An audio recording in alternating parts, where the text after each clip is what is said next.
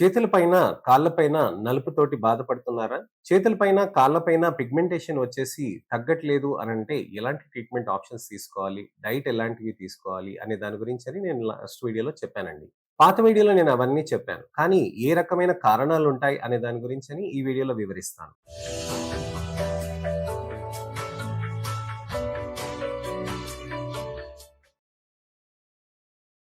నేను మీ డాక్టర్ రాజ్ కిరీట్.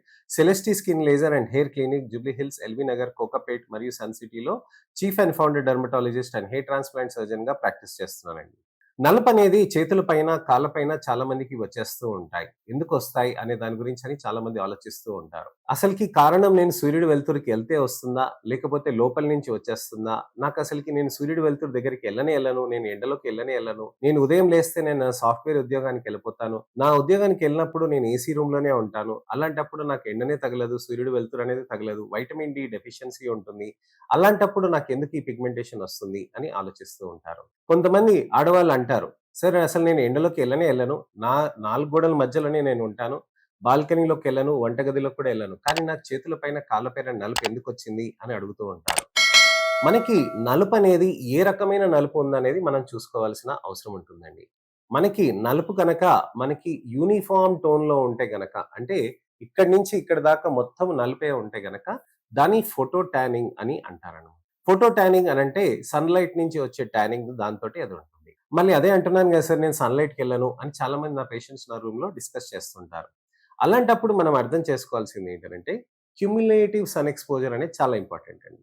అంటే కొన్ని దశాబ్దాల పాటు మీకు సన్ ఎక్స్‌పోజర్ ఏదైతే అవుతుందో, ఒక థ్రెషోల్డ్ దాటినాక, ఒక ఫ్రీక్వెన్సీ ఒక విధమైన లెవెల్ దాటినాక అది పర్మనెంట్ పిగ్మెంట్‌గా మారిపోతూ ఉంటుందనమాట. చెడు మెలనిన్ అనేది ఎక్కువగా అక్కడ ప్రొడక్షన్ అయిపోయి దాంతోటి అక్కడ పేరుకుపోతూ ఉంటుంది.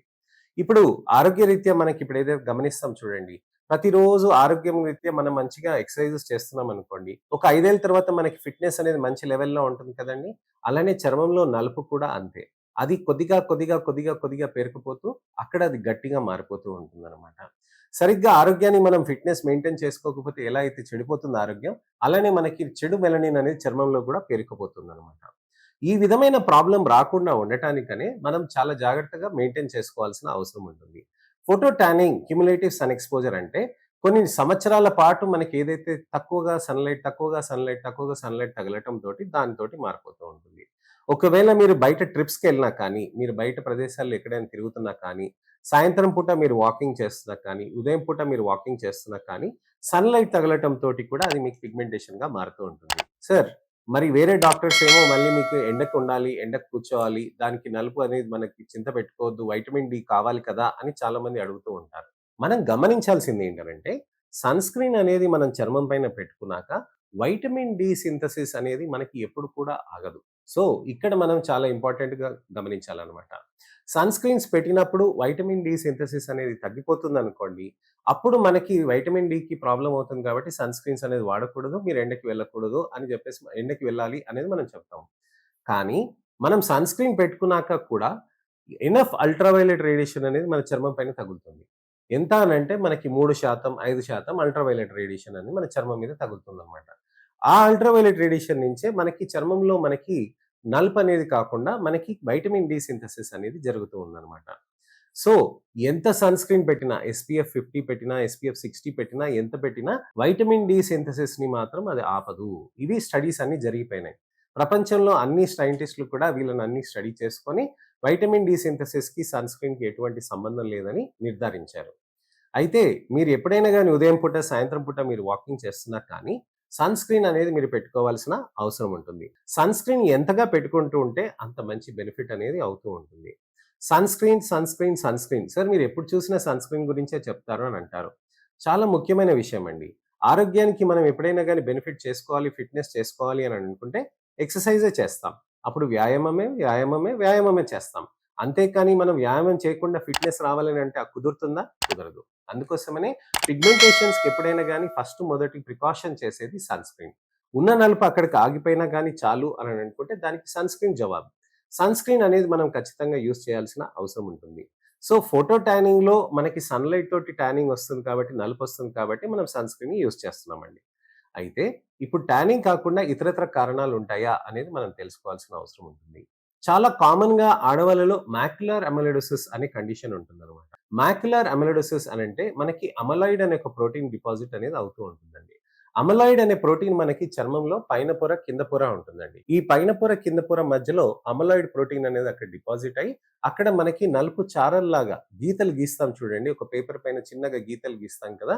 మధ్యలో మనకి నార్మల్ పేపర్ వైట్ కలర్ ఉంటుంది. పక్కన నలుపు ఉంటుంది. సో, అలా గీతలు గీసినట్టుగా మనకక్కడ ఉంటుందనమాట. అది ఆడవాళ్ళలో ముఖ్యంగా కుడి దిక్కు చాలా తక్కువగా ఉంటుంది. ఎడమ దిక్కు ఎక్కువగా ఉంటుంది. అలానే వీపు పైన కూడా ఉంటుంది. కాళ్ళకి, మోకాళ్ళ కింద చాలా తక్కువ మందికి ఉంటుందనమాట. సో, ఈ కండిషన్‌ని మాక్యులర్ అమిలోయిడోసిస్ అనంటారు. చాలా అరుదుగా ఛాతీ మీదకి కూడా ఇక్కడికి ఈ భాగంలో కూడా వచ్చేస్తూ ఉంటుంది. సో, ఈ విధమైన మాక్యులర్ అమిలోయిడోసిస్ అనేది ఎందుకొస్తుంది? 16 ఏళ్ల వయసు దాటిన తర్వాత అమైలాయిడ్ అనే ప్రోటీన్ ప్రతి చోట, ప్రతి చర్మంలో డిపాజిట్ అనేది అవుతూ ఉంటుందండి. ఇలా ప్రోటీన్ అనే ప్రతీదీ అలా డిపాజిట్ అవ్వటంతోటి ఏమవుతుందనంటే, అక్కడ మనకి నలుపులాగా పేరుకుపోతూ ఉంటుందనమాట. సో, ఈ విధంగా మనకి పిగ్మెంటేషన్ అనేది రావటం జరుగుతూ ఉంటుంది. మాక్యులర్ అమిలోయిడోసిస్ అనేది మనకి ఒక పిగ్మెంటేషన్ లాగా మనం పరిగణించాల్సిన అవసరం ఉంటుంది. మాక్యులర్ అమిలోయిడోసిస్ అనేది మనకి చాలా మొండి ప్రాబ్లమ్. దానికి ట్రీట్మెంట్స్ అనేటివి అనేకమైనవి ఉంటాయి. సన్ స్క్రీన్ పెడితే మాక్యులర్ అమిలోయిడోసిస్ తగ్గుతుందా? ఆగుతుందా? అనంటే అలా కాదండి. ఎందుకంటే అది చర్మం లోపల నుంచి అది వచ్చేస్తూ ఉంటుంది. జన్యుపరంగా చాలా మందికి ఇంక్లినేషన్ ఉంటుందన్నమాట మాక్యులర్ అమిలోయిడోసిస్ రావటానికని. అలాంటప్పుడు దీనికి ట్రీట్మెంట్స్ ఏంటి? ట్రీట్మెంట్స్‌లో మనకి క్యూసిచ్డ్ ఎన్‌డియా లేజర్స్ అనేటివి ఉంటాయండి. మా దగ్గర మెడికల్ బ్లూ లేజర్ అని ఉంటుంది. దాంతోటి చాలా మంచి రిజల్ట్స్ అనేటివి మనకి సాధ్యమవుతూ ఉంటుంది.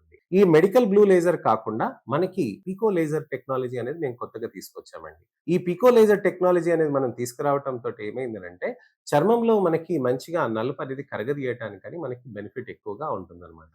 సో, ఈ విధమైన మనకి రిజల్ట్స్ తీసుకురావటానికి చర్మంలో పికో టెక్నాలజీస్ అనేది యూజ్ చేయటంతోటి మనకి చాలా మంచి బెనిఫిట్ అనేది అవుతూ ఉంటుంది. సో, పికో టెక్నాలజీస్ అనేది మనం యూజ్ చేస్తూ ఉంటే పిగ్మెంటేషన్‌కి మనకి మంచి ఇంప్రూవ్‌మెంట్ అనేది జరుగుతూ ఉంటుంది. ఇక్కడ మనం గమనించాల్సింది చాలా ఇంపార్టెంట్ విషయం. పికో టెక్నాలజీస్ అనేది ఉన్నప్పుడు మనకి దాని అడ్వాంటేజెస్ ఏంటి అనంటే చాలా సూక్ష్మమైన సమయంలో మనకి ఆ నలుపనేది వచ్చేసి అక్కడ మెలనిన్ అనేది దాని మీద లేజర్ బీమ్ అనేది పాస్ అవుతుందండి. చర్మ కణాలకి ఎటువంటి డిస్టర్బెన్స్ లేకుండా, చర్మ కణాలని ఎటువంటి హాని చేయకుండా చర్మ కణాలు లోపల నుంచి చొచ్చుకుపోయి అక్కడ లోపలున్న నలుపుని మాత్రమే టార్గెట్ చేస్తుంది. దాన్నే మనకి సెలెక్టివ్ ఫోటోథర్మలైసిస్ అనే ప్రిన్సిపల్ అని అంటామనమాట. ఈ సెలెక్టివ్ ఫోటోథర్మలైసిస్ ప్రిన్సిపల్‌ని యూజ్ చేసి మనము ఆ నలుపుని చాలా మంచిగా బెనిఫిట్‌గా కరిగించటానికని చేయగలుగుతాం. ఇది మనం మంచి బెనిఫిట్ అనేది తీసుకురావటానికని మల్టిపుల్ సెషన్స్ అనేటివి చేయాల్సిన అవసరం ఉంటుంది. మీ చర్మంలో నలుపు ఎంత గట్టిగా ఉంది అనేది మనం తెలుసుకోవటానికని మనం ఎక్కువ నంబర్ ఆఫ్ సెషన్స్ అనేటివి మనం చేసుకుంటూ దాన్ని బట్టి అసెస్‌మెంట్ అనేది చేసుకుంటూ ఉండాలి. నా దగ్గర పేషెంట్స్ ప్రతి నెల వస్తూ ఉంటారండి. ప్రతి నెల వస్తూ దాంతో పాటు నాకు ట్రీట్మెంట్ ఎలా అవుతుందనేది కూడా మనం చూస్తూ ఉంటాం. ఇలానే కాకుండా డైట్ కూడా మార్చాల్సిన అవసరం ఉంటుంది. డైట్‌లో సిట్రస్ ఫ్రూట్స్ అనేటివి ఎక్కువగా తీసుకోవాల్సిన అవసరం ఉంటుంది. నాన్ వెజిటేరియన్స్‌లో ప్రోటీన్స్ ఎక్కువగా తీసుకోవాల్సిన అవసరం ఉంటుంది. నాన్ వెజిటేరియన్‌లో ఫిష్ కానీ, మీట్ కానీ, చికెన్ కానీ అలాంటివి తీసుకుంటూ ఉండాల్సిన అవసరం ఉంది. అలా నేను చెప్పానని చెప్పి రోజువారీగా అదే పనిగా చేయొద్దండి. మోతాదులో తీసుకుంటూ ఉండాల్సిన అవసరం ఉంటుంది. సిట్రస్ ఫ్రూట్స్ అనే దాంట్లో చాలా ముఖ్యమైనది ఉసిరికాయలండి. ఉసిరికాయలు రోజుకి 3 సార్లు తింటే మనకి మంచి ఆహారంలో వైటమిన్ సి అనేది సప్లిమెంటేషన్ జరిగిపోతుంది. రోజుకి 2 గ్రామ్స్ వైటమిన్ సి టాబ్లెట్స్ తీసుకున్నా కానీ, మీకు 2, 3 ఉసిరికాయలతోటి వచ్చేస్తుందనమాట. సో, ఇలాంటిది మనం జాగ్రత్తలనేటివి మనము ఆహార పరంగా మనం చేసుకుంటూ ఉంటే, లైఫ్ లాంగ్ మనకి వైటమిన్ సి సప్లై అనేది జరుగుతూ ఉంటుంది. గ్లూటథైన్ రిచ్ ఫుడ్స్ అనంటే మనకి డ్రై ఫ్రూట్స్ అనేటివి ఎక్కువగా తీసుకోవాల్సిన అవసరం ఉంటుందండి. అలానే రా ఫ్రూట్స్, రా వెజిటబుల్స్ అనేటివి మనం తీసుకుంటూ ఉంటే, ఆహారానికి చాలా మంచిగా బెనిఫిట్ కూడా అవుతూ ఉంటుంది.